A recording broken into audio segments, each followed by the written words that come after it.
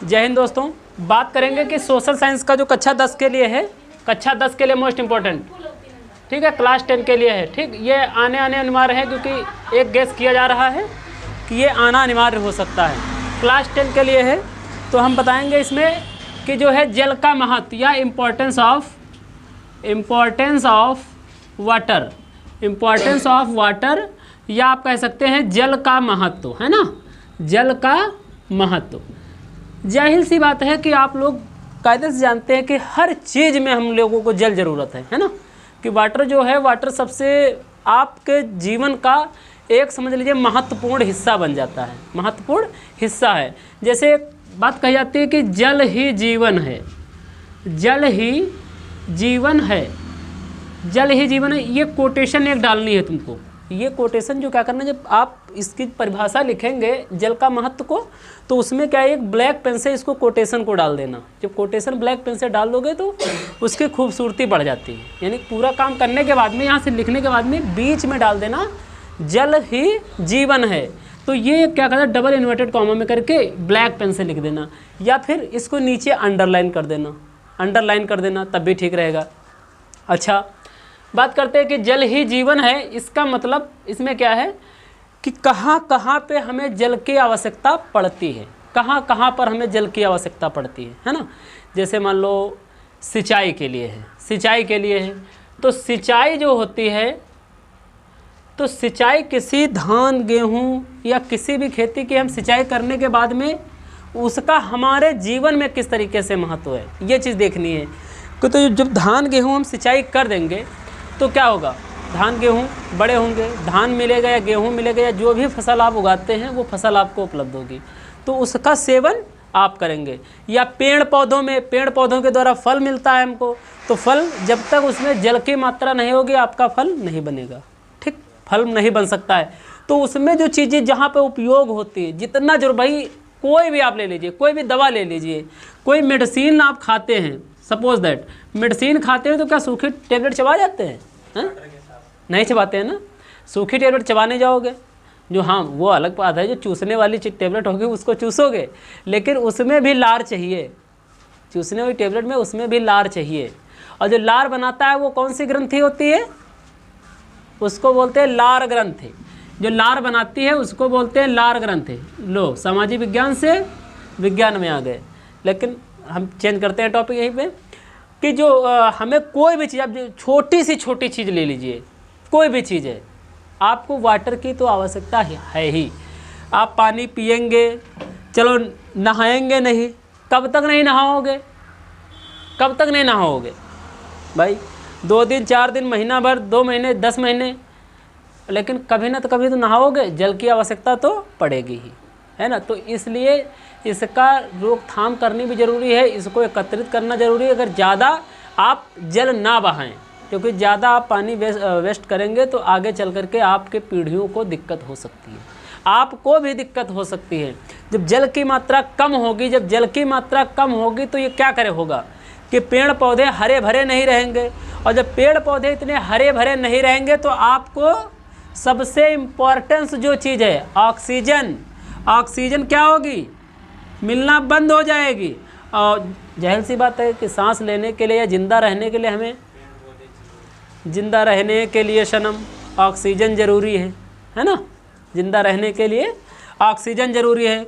Oxygen की मात्रा कितनी हम लोग खींचते हैं, बताया था 78% नाइट्रोजन, ठीक, और क्या 21% कार्बन डाइऑक्साइड, नहीं 0.03 CO2, ऑक्सीजन खरीदते हैं 21%, और इसको छोड़ते हैं, इसका पूरा 78 छोड़ देते हैं, इसको छोड़ते हैं 0.3%, 0.03% छोड़ते हैं 17। अब इसको जो है कार्बन डाइऑक्साइड लेंगे तो इसको भी छोड़ देंगे हम 17, ठीक। इस तरीके से छोड़ते हैं तो हमें मिलता क्या है, लेकर के मिलता हमें इतनी ऑक्सीजन मिलेगी। यानी ऑक्सीजन जितनी भी लेते हैं 0.03%, जबकि लेते हैं 17, छोड़ते हैं 21, इस तरीके से लेते हैं 21, छोड़ते हैं 17, और इसको क्या करते हैं, इसको छोड़ देते हैं 21, तो हमें कुल मिला के ऑक्सीजन कितनी मिली, ऑक्सीजन सिर्फ हम 21% ले रहे हैं, लेकिन हमको ज़रूरत कितनी है 17 छोड़ दे रहे हैं, अब ये 21 ले रहे हैं और इसको छोड़ते हैं 17, यानी 17 को 21 और इसको छोड़ देते हैं, तो क्या मिलता है हमें? ऑक्सीजन केवल 0.03% ज़रूरत पड़ती है, क्योंकि ऑक्सीजन की मात्रा हम लोग ज़्यादा लेते हैं और छोड़ते उसको कम है। यानी कहने का मतलब है ऑक्सीजन आप ले रहे हैं 21% और छोड़ रहे हैं 17, और कार्बन डाइऑक्साइड जो है उसको ले रहे हैं 0.03%, लेकिन छोड़ रहे हैं 21%, छोड़ रहे हैं 21%, तो बचा कितना? इतने तो बचा। और कार्बन डाइऑक्साइड लेते नाम मात्र है, 0.03 का मतलब है नाम मात्र बिल्कुल, मगर छोड़ना भी ज़रूरी है, नहीं छोड़ोगे तो डॉक्टर पैसे खींचेगा। अगर ऑक्सीजन कार्बन डाइऑक्साइड नहीं निकल रही तो समझ लो पूरा तुम्हारा मामला ध्वस्त है। तो इन सब चीज़ों से, तो फिलहाल हम बात कर रहे थे कि जल की, तो जल हमारे जीवन में सबसे महत्वपूर्ण हिस्सा है। कोई भी चीज़ खाते हैं पीते, जितनी भी आवश्यकताएं हैं हमारी, बिना जल के संपूर्ण नहीं हो सकती हैं। जैसे सपोज लो पेड़ पौधे हैं, पेड़ पौधे हैं, आपकी खेती बाड़ी है और आपके जानवर हैं, खुद हम हैं, और भी तमाम चीज़ें हैं जो जल, उनके लिए जल ज़रूरी होता है। जिस प्रकार से उनके लिए जल ज़रूरी है उतना ही प्रकार से हमें ज़रूरी है, क्योंकि जो भी संपूर्ण संसार में जो भी चीज़ें बनी हैं उसका सदुपयोग और उसका दुरुपयोग मनुष्य के अलावा कोई भी नहीं कर सकता है। क्या तुमको लगता है लकड़ी है, आम का पेड़ खड़ा, आम का पेड़ खड़ा, आम के पेड़ से क्या भैंस या गाय कुछ बना सकती है? उसका सिर्फ पत्ते चबा सकती है, वो भी कब? जब उसको तोड़ के दोगे तब। पास वाले तो चबा लेगी, ऊपर के देना पड़ेगा उसको।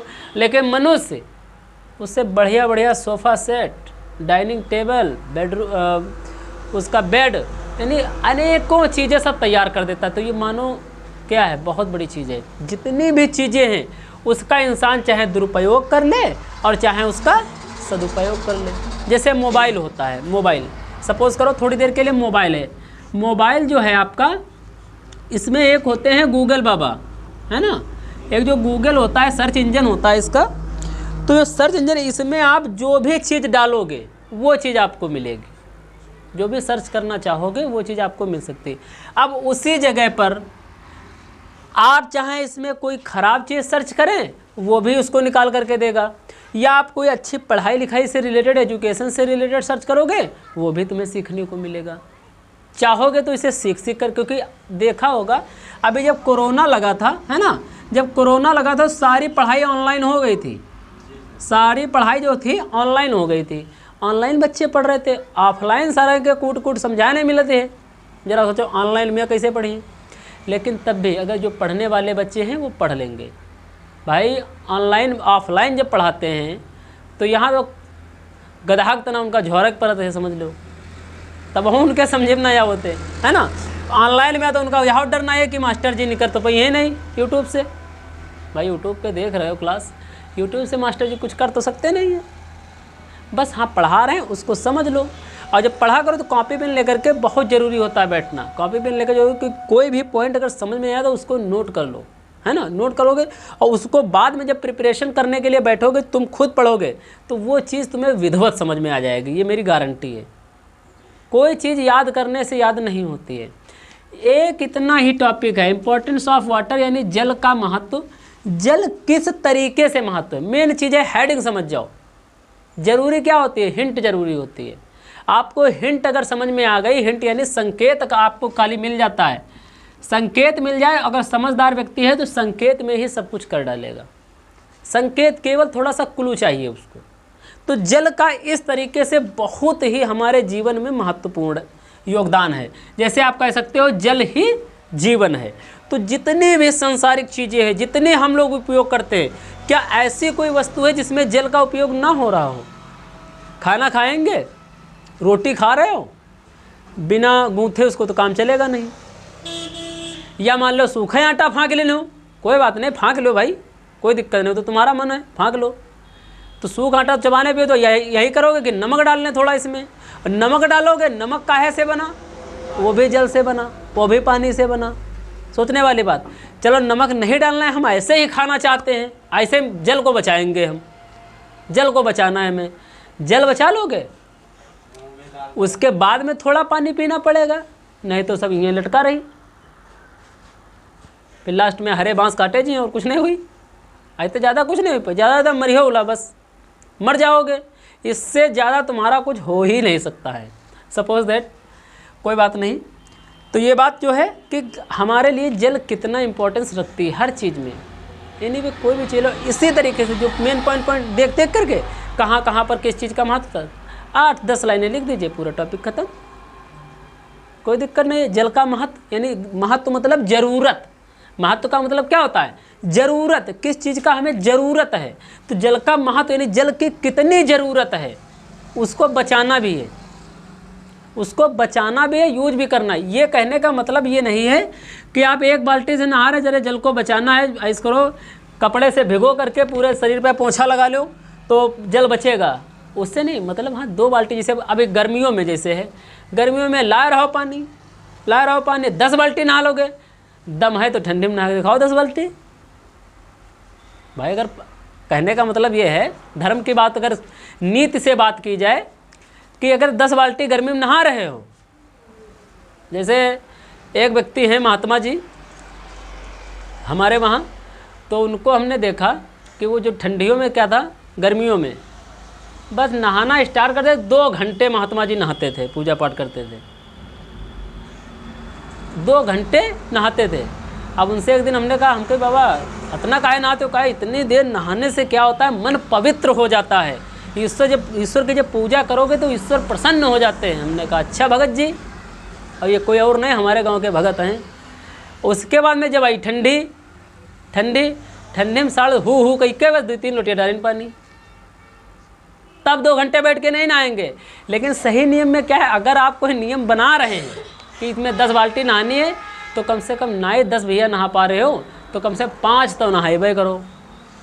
ऐ का मतलब ये थोड़ा ना है कि 1 बाल्टी पानी में यहाँ वह में यहाँ अंडरवियर धोए हो लीन हो, वह में यहाँ कपड़ों तुम्हारे धुल गए हैं, वह में यहाँ नहाए हो चुके हो, कत्ता पानी यूज करो, है ना। तो वो चीज़ गलत होती है। लेकिन फिलहाल अगर जल बचा रहे हैं तो वो अपने लिए बहुत ज़रूरी है, आगे आने वाले भविष्य के लिए कम से कम जल बचा तो रहे हैं, है ना। गर्मी में जो ना ख़राब कर रहे हैं, लेकिन ठंडियों में तो बचा रहे हैं। तो इस तरीके से जल का महत्व हो गया, ठीक है। अब फिर है जल का संग्रहण।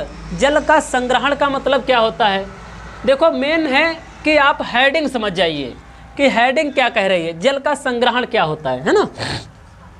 ये दूसरा क्वेश्चन मिलेगा, जल का संग्रहण क्या है, जल संग्रहण किसे कहते हैं, या जल संग्रहण से क्या अभिप्राय है, या जल संग्रहण से आप क्या समझते हैं। यानी किसी भी तरीके से क्वेश्चन पूछ सकता है, उसमें आपको घबराना नहीं है ना, केवल जल संग्रहण याद करना है।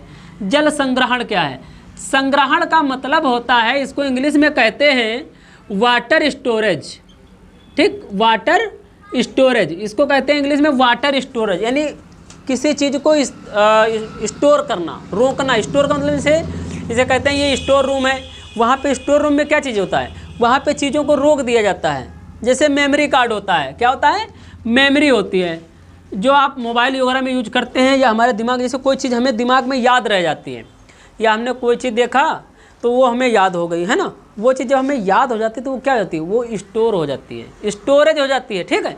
तो उसी को क्या कहते हैं हम लोग कि संग्रहण है, वो संग्रहण हो जाता है, ठीक। तो कहने का मतलब कि किस तरीके से संग्रहण किया जाता है और किस तरीके से किया जाए। तो कहने का मतलब है सबसे इम्पोर्टेंट अगर जल संग्रहण का कोई केंद्र है तो वो है वर्षा जल। कौन है, वर्षा जल, क्योंकि वर्षा जल को अगर आप बचा के रखेंगे तभी महत्वपूर्ण बन सकता है। जैसे कई जगह ऐसे हैं, जैसे राजस्थान ले लो, राजस्थान में ले लो कि राजस्थान में क्या होता है, नहाने के लिए, पीने के लिए पानी रोका जाता है, बचाया जाता है, वहाँ पे इकट्ठा किया जाता है, ठीक। उसको कहते हैं छत वर्षा जल। क्या कहते हैं, छत वर्षा जल, छत वर्षा जल उस केंद्र का नाम है जो उस तरीके से केंद्र में इकट्ठा गया, उसको छत वर्षा जल कहते हैं। छत वर्षा मतलब जो ऊपर से आसमान बारिश हुई है उसको रोक करके एकत्रित किया गया, उसको छत वर्षा जल कह सकते हैं। जैसे छत पे पानी गिरा, उसको क्या होता है, वो एकत्रित तुमको पानी मिलता है। अब इसे पूरे गिर रहा है कहीं दूर तक, लेकिन अगर कोई उसका स्थान नहीं है रोकने का, जैसे छत पे गिरता है तो क्या लगा है, उसमें पाइप लगा हुआ है छत में, तो उससे तो बाल्टी भर सकते हो। और पूरे खुले मैदान में बारिश हो रही हो, वहाँ बाल्टी रख दो जाके, कि वहाँ उतनी जल्दी भर जाएगी। और बारिश बहुत हो रही, क्योंकि वो एकत्र होके एक पास आ रहा है, तो वो एकदम से ज़्यादा मिल रहा है ना। तो इससे भी एक है, देखो इतनी बारिश होती है, उससे आप इतनी जल्दी बाल्टी नहीं भर सकते। लेकिन छोटा सा घर हो, छोटा सा घर हो, उसके पाइप के नीचे अगर बाल्टी रख देंगे वो भर जाएगी। कि इतना छोटे से केंद्र में इतना भी जल एकत्रित किया जा सकता है। तो जल को वेस्ट नहीं करना है। तो जल को संग्रह करने के लिए क्या है, नदियों का पानी ज़्यादा इधर उधर नहीं बहाना चाहिए। हमें सिंचाई के लिए क्या है, सिंचाई के लिए उसको सही से उपयोग करना चाहिए, है ना। सिंचाई के लिए सबसे, देखो नदियों का पानी सबसे ज़्यादा सिंचाई में ही उपयोग होता है, सिंचाई। और ये आने वाले समय में, यानी 2025 ले लो, 2025-2030 तक आकलन के अनुसार जल की मात्रा कम होती चली जा रही है, जल की मात्रा कम होती चली जा रही है। अब देखिए, आप पहले क्या था, 40 से 50 फीट पर, 40 से 50 फीट पर एक शुद्ध जल मिल जाता था, शुद्ध पीने योग्य पानी मिल जाता था। लेकिन अब क्या है, अब वही गांव की जितनी भी बोर कराए जाते हैं, जितनी भी नलकूप कराए जाते हैं, तो उसमें क्या होता है, 180-200 फीट ले जाना पड़ता है, 180-200 फीट ले जाना पड़ता है। कि बताते हैं पानी तो यहाँ पे मिल जाता है, लेकिन कहते हैं पीने योग्य पानी नहीं है। और पहले 40-50 रुपये, 30-40 रुपये तक हो जाती थी, वो बोर हो जाते थे, है ना। तो ये क्या है, अब इससे भी अगर ना सीख पाओ कि एक समय था इतने नीचे हम पानी पीते थे, और एक समय आ गया 180 पे हम पानी पी रहे हैं, तो ये हमारे पृथ्वी का नुकसान भी हो रहा है और हमारे जल का आगे नुकसान भी हो रहा है। इसलिए इसको संग्रहित कर करके इसको ज़्यादा दूषित भी ना होने दें, इसको ज़्यादा दूषित भी ना होने। अगर दूषित अभी से दूषित हो जाएगा तो आगे से हमारे आकलन के हिसाब, और जो सरकार कर रही है आकलन, या जो इस पर वैज्ञानिक आकलन करते हैं, उसके हिसाब से अगर ऐसा ही चलता रहा तो 2030 तक बहुत जहरीला पानी मिलेगा आप लोगों को। जैसे जहरीला पानी कहाँ से मिलता है, नदियों से क्या करते हैं हम लोगों के जानवर पानी पीते हैं, है ना। नदियों से हम लोग जानवर पानी पीते हैं, हम लोग नहाते भी हैं, हम लोग उससे सिंचाई भी करते हैं। तो जो कल कारखाने चलते हैं, जो कारखाने वगैरह चलते हैं, इन पर थोड़ी रोक लगाई जानी चाहिए, क्योंकि इनका जो दूषित जल निकलता है, जो कचरा निकलता है, वो क्या करता है, ये नाले के माध्यम से नदियों में गिरा देते हैं, नदियों में गिरा देते हैं या तालाबों में गिरा देते हैं, और तालाबों से होकर के नदियों में जाता है। तो नदियों से क्या होता है, नदी में जब जाएगा खराब जल, तो उसमें देखो ज़्यादा जल है, थोड़ा ख़राब जा रहा है तो मालूम तो पड़ता नहीं है। ठीक भाई, अगर मालूम पड़े तो आदमी व्यक्ति जाए ही ना। जैसे तुम नदी में नहा लेते हो और कोई गंदा नाला बह रहा हो छोटा सा, उसमें तो पानी बह रहा है, लेकिन उसमें नहीं नहाते हो, उसका नदी का पानी एक बार पी लोगे, लेकिन उसका पानी नहीं पियोगे। इसीलिए देखा जाता है, तुमको पता होना चाहिए कि जो समुद्र का पानी होता है उसका स्वाद कैसा होता है, हैं? उसका होता है खारा, और नदी का पानी क्या होता है, वो होता है मीठा। पानी सारा मीठा है, लेकिन जो चारों तरफ से नदियां हैं, चारों तरफ से जितनी पूरे संसार की नदियां हैं, वो जाकर के मिलती कहाँ हैं, समुद्र में। तो थोड़ा थोड़ा गंदगी लेकर के जाती है, समुद्र में डाल देती है। तो नदी तो थोड़ी है, उसमें थोड़ी गंदगी है, वो तो उसको व्याप्त कर दी, उसको तो ख़त्म कर दिया। अब ज़रा ये सोचिए कि अगर दूध है, उसमें 100 ग्राम दूध हो, अगर उसमें आधा लीटर पानी डाल देंगे तब भी दूध पानी का कलर सफ़ेद हो जाएगा। और जरा उसमें 100 ग्राम दूध है, 10 लीटर पानी डाल देंगे तो क्या पानी का कलर सफ़ेद हो पाएगा? नहीं हो पाएगा। तो उसमें क्या होता है, जहर थोड़ा थोड़ा जा रहा है। जहर का मतलब दूषित जल। दूषित जल नदियों में थोड़ा जाता है, लेकिन उसके स्वाद पर कोई ज़्यादा इफेक्ट नहीं पड़ पाता है, इसलिए नदियों का पानी मीठा लगता है। अब ये थोड़ा थोड़ा करके वहाँ पे तो खूब इकट्ठा हो गया समुद्र में, समुद्र में खूब इकट्ठा हो गया, तो क्या होता है, समुद्र का पानी खारा लगने लगता है, ख़राब लगने लगता है। तो इससे मतलब क्या होता है, जब वहाँ पर गंदगी पहुँचती है तो वहाँ उसमें रहने वाले जीव जंतु वो ज़्यादा ही खतरनाक गैसें छोड़ने लगते हैं, और जब ज़्यादा खतरनाक गैसें छोड़ते हैं तो पूरा जल को क्या करते हैं, बर्बाद कर देते हैं समुद्र। क्योंकि उसमें बड़े बड़े जानवर, बड़े बड़े समझ लीजिए जैसे दरियाई घोड़ा हो गया, या आपके जितने भी पानी वाले जीव जंतु हैं, व्हेल है, शार्क है, और तमाम सी मछलियाँ जो हैं उसमें रहती, स्टार फिश है, या आप कह सकते हो जो करंट वाली होती है, करंट वाली मछली, तो इस एक खतरनाक गैसें छोड़ती हैं। जैसे अभी उसका है अब व्हेल का ले लीजिए। व्हेल जो होती है, जो बीमार होती है या मर जाए, तो मरने के बाद में अगर इसके पास कोई खड़ा है, अगर ये कहीं धोखे से फट गई सड़ने के बाद में, तो कम से कम 1-1.5 किलोमीटर तक तो कुछ रहेगा नहीं। इतनी बदबू गैस इतनी खतरनाक होगी कि आदमी गैस ही सूंघ के मर जाएगा। तो इसमें क्या है, जब मरता है, जब व्हेल मरती है, अगर किनारे पे लग गई है, तो उसको सबसे पहले उस विभाग के लोग जाकर के उसकी बॉडी में छेद कर देते हैं कि ज़्यादा ये फटने ना पाए। फटेगी तो इन्हीं के माध्यम से धीरे से बह जाएगी, है ना, इस तरीके से, क्योंकि उसका साइज बहुत बड़ा होता है। व्हेल इतनी बड़ी है कि वो जिंदा हाथी को निगल सकती है। अब जरा लगा सकते हैं हिसाब किताब कि कितनी बड़ी होगी व्हेल मछली, है ना। कई टनों के हिसाब से होती है, कुंटलों के हिसाब से नहीं, कई टनों के हिसाब से होती है।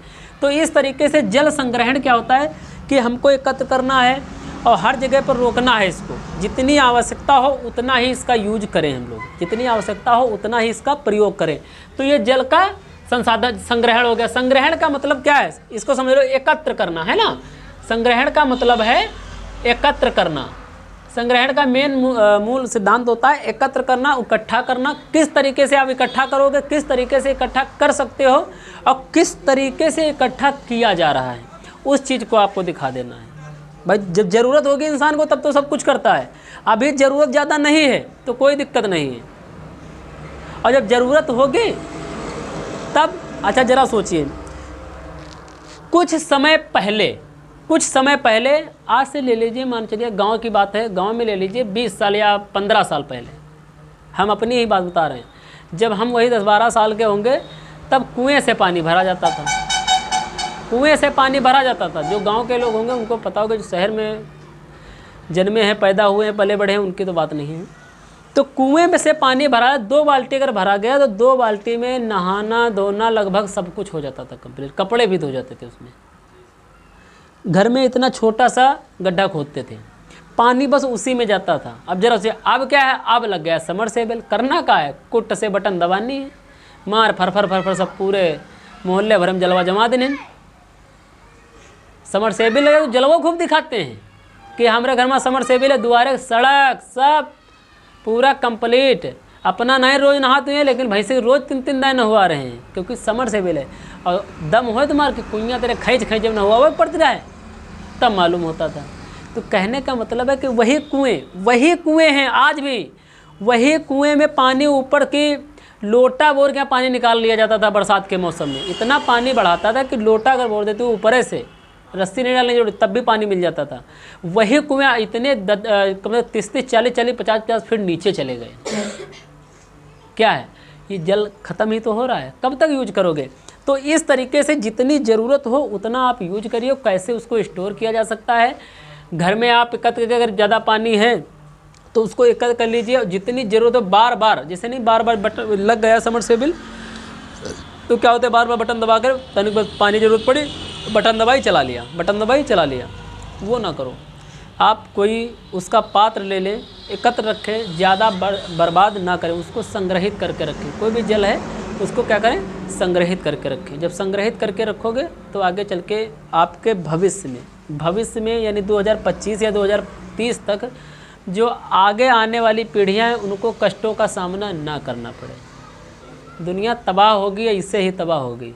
जब हमारी ज़रूरत की चीज़ें ख़त्म हो जाएंगी तभी तो तबाह होंगे। जब तक भाई खाने को हमको मिलेगा, पहनने को मिलेगा, तब तक हमको कौन सी प्रॉब्लम है, कोई प्रॉब्लम है। आदमी के पास पेट ना हो, आदमी घर में पड़ा रहता है, काम ही नहीं करता है। करता कोई नहीं करता।